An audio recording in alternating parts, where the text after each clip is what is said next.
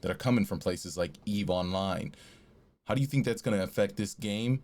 And do people need to understand? And what do people need to understand about that? Because a lot of these teams, some of the names he mentioned, I've heard about these people on Eve Online, and these guys got years of experience in games like They're, this, and they are going to wreck people if people don't understand what they're bringing to the table.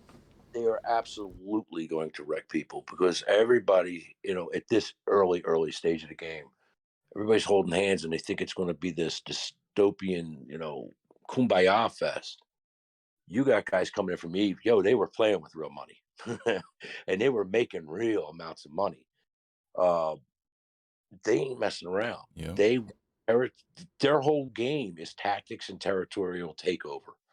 So they're going to come in like a possibly like locusts. If you get my drift. Now I'm not saying they're locusts.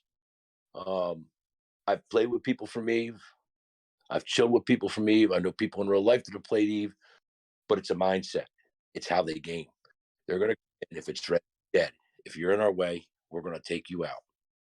And that's the key. Like now, if you're sitting on your little city with this great mining planet in the middle of nowhere, once these guys get wind of that, they're going to go after it. Like that's our territory. We wanted that. We're going to come get it.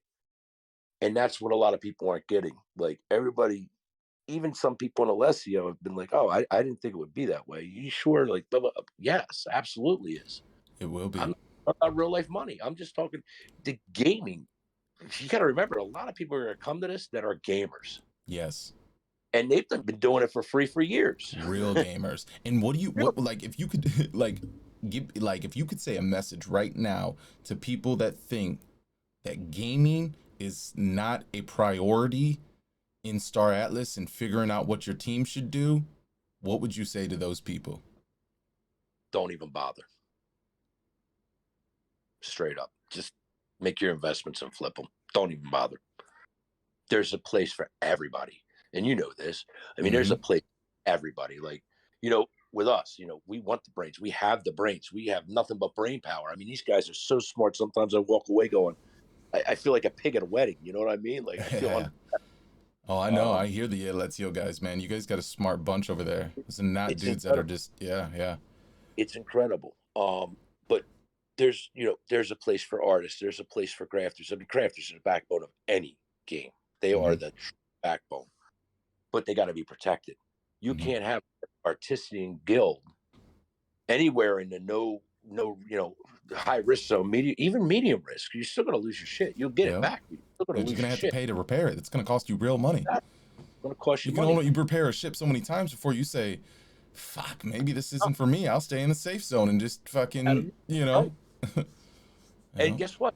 Where these alliances come in that are good. That's why you want to get with a family. Say, look, I'm a crafter. I know you guys are a soldier guild, but you're going to need crafters, right? And they're going to be like, sure, absolutely, you'll be gold because those guys are going out. They're getting the stakes. They're getting the mines. They're protecting the guys getting it. They're running the cargo back with the escorts, and they're feeding those crafters. There's some guys that just want to sit in a chair and create the most high level stuff on the server.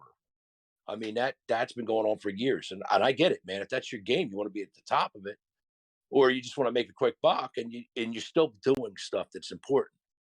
But if people think they're just going to mosey on out in this medium risk zone, or not even ever moseying out in those zones with no connections, they're going to spend an awful lot of money to get what they need to be where they're at. So security forces are definitely needed. And that's like I've been crazy about it.